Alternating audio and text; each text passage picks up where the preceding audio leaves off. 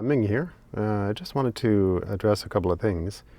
Right now, essentially, I've got I'm overcoming a pretty bad cold, but I've got in the background. Actually, I'm working right now on Rebel Wing Chun 5.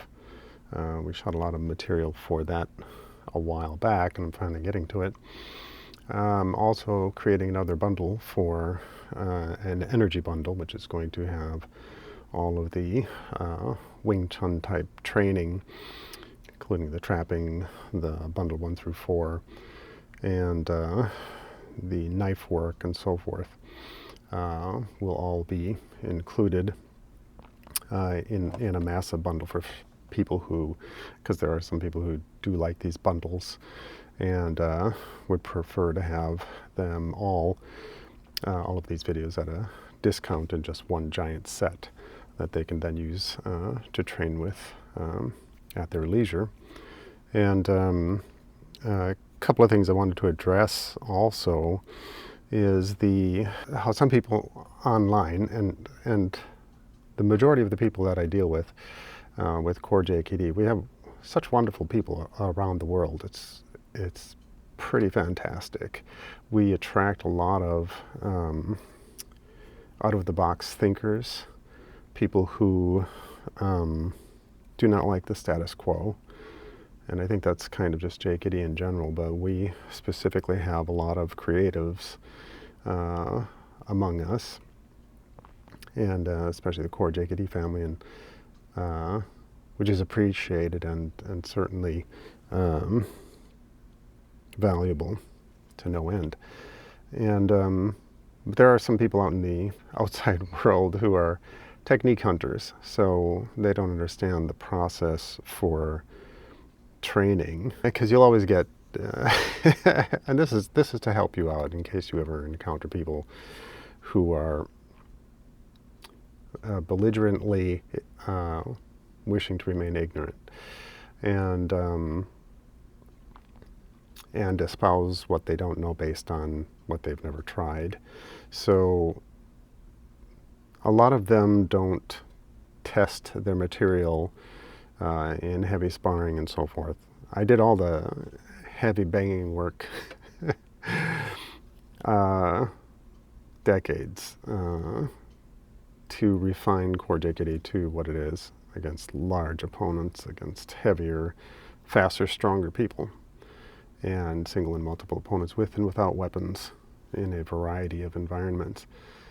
The technique hunters that are out there, they will see something. You'll get this common one where, first of all, the most common is, well, try that with a bigger person. Okay, done. There's no, there isn't even guesswork. There's a lot of big guys that I train with that y'all don't see and that I don't always put up, because not everybody is there for filming day or want to be on film at that particular time. There are also, another comment is, well, try that on a real boxer and so forth. I've tried it on real boxers, I've tried it on real Muay Thai fighters, I've tried it on jiu-jitsu guys, judo guys, I mean, guys in double black belts in different systems. This is where the crucible of core JKD is from, so this is battle tested, and a lot of them don't understand that. Like, say, the Wing Chun, a ignorant comment was, try the, I think it was Lop Sao on a real boxer. Well,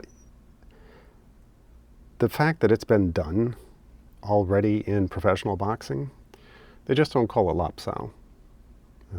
They call just remove the guard or whatever they want to call it.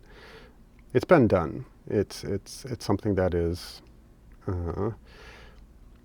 people don't understand the origin of where removing this guard is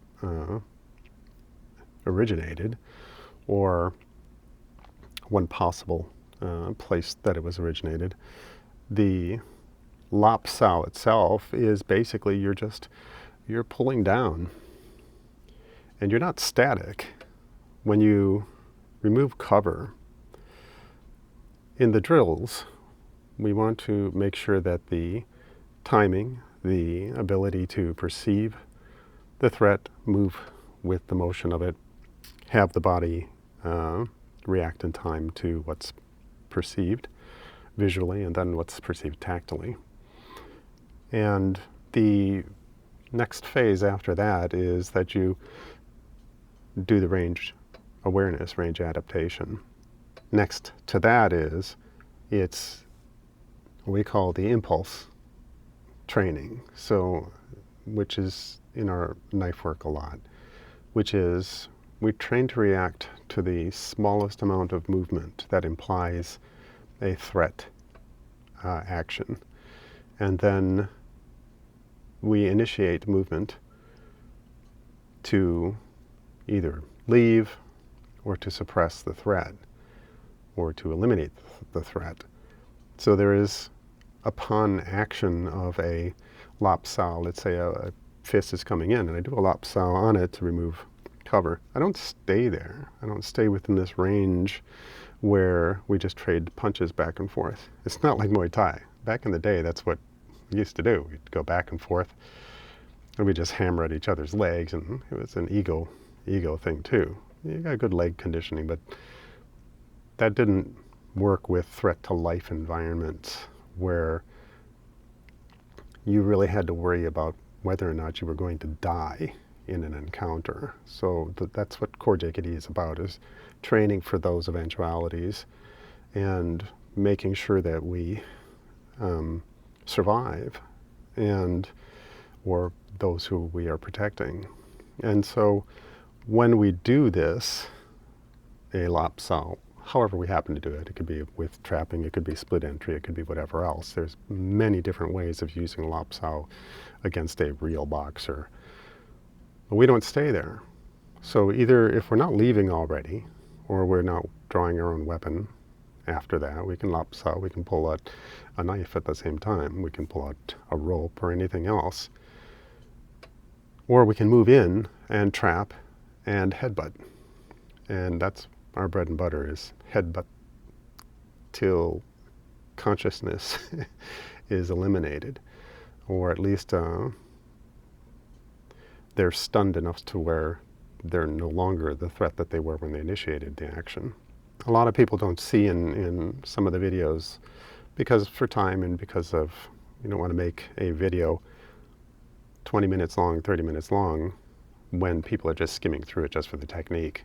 They miss a great amount of it, and then they comment on what they don't know, which is present right in the video. So like I said, the lop sao is done as you're moving in to further suppress or eliminate the threat. There isn't this, we're going to stay within this range where I allow you to use your boxing tools if you're a boxer. It makes absolutely no sense. If you're a wrestler, I don't let you use your wrestling tools. Wrestlers aren't known for defending punching. They aren't known for defending elbows. They aren't known for covering their eyes when you go and dig out the eyes. You know, there's a lot of things that people don't understand. And again, a lot of them have the attention span of a TikToker, which is 1 to 3 second transitions, and then they're onto something else. And that's been the way with technique hunters for, I mean, since I started. I mean, man, I'm talking 40-some, 50, almost 50 years, 50-ish years ago, because I used to train on the farm when I was really young. My brother was in all the different types of martial arts and was taking Taekwondo, which was big at the time, and things like that. Then he went into the military and did Wing Chun, and then moved out to California and did the JKD. So that was the first training I did, which was the with him. So, and lots of sparring from an early age. And then it was neighbors and it was everybody else. But there was always going to be the people who were just technique hunters. Don't be the technique hunter. understand where a technique applies in any particular given situation with any particular stimuli. Say you're on a slippery surface, but you're not good on the ground. You probably don't want to use techniques that will get you into the clinch range and then to the ground. There are certain things that you do. You may just sit there and pull out a knife or use a stick from the environment. Our stick training video is so, I have to advertise that more in a certain way, because I think people completely don't understand the value of how we train stick fighting. We don't smack each other with the stick. We use that narrow point, and we have repeatability. We thrust that into the throat and face over and over again. It's hard to defend. So I'm gonna do a little more advertising on that, because it's extremely valuable. This is going super long, and I didn't want to bore you with a ton of stuff, but I did want to present some information. Let me know if you like these types of conversations for the Patreon members, for you all, and I really appreciate you being there. And I'm trying to find different ways to provide value for you. So let me know if you have any questions on what I've said, or if you enjoy this. And thanks for sticking with us. There is so much more coming. Thank you.